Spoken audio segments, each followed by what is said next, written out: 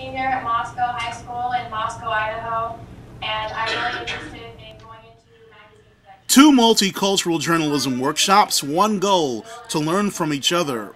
The technology of Skype brought together high school students at the University of Idaho's workshop, as well as those at the University of Alabama, to talk about their summer experiences in their respective multicultural journalism workshops. Much of this exchange focused on what the Alabama students learned about covering the aftermath of a deadly tornado. My story was about how fraternities and sororities, they came together and decided to form a Greek relief fund, which pretty much provided food for those affected in the Tuscaloosa area and areas around Tuscaloosa.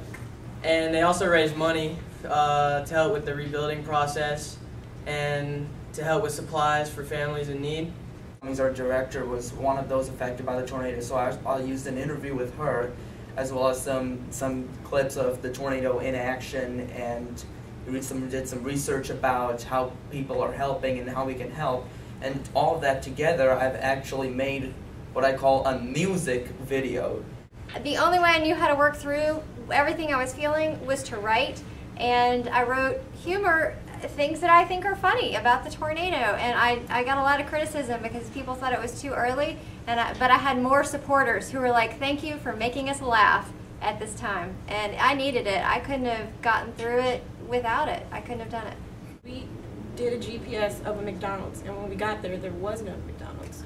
And that's when it kind of hit me of, wow, this really did happen. I mean, I know it did happen, but to actually see that it's not even, it's on the map, but it's not there, it's kind of breathtaking. I was surprised at actually how bad it was when I got up there.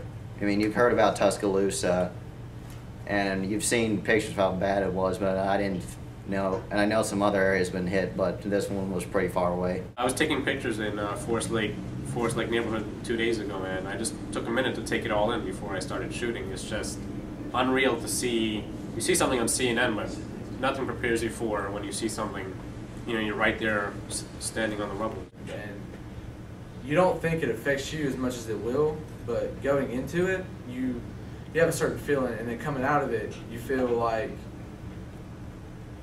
you're just speechless. Like, there's no way really to explain it.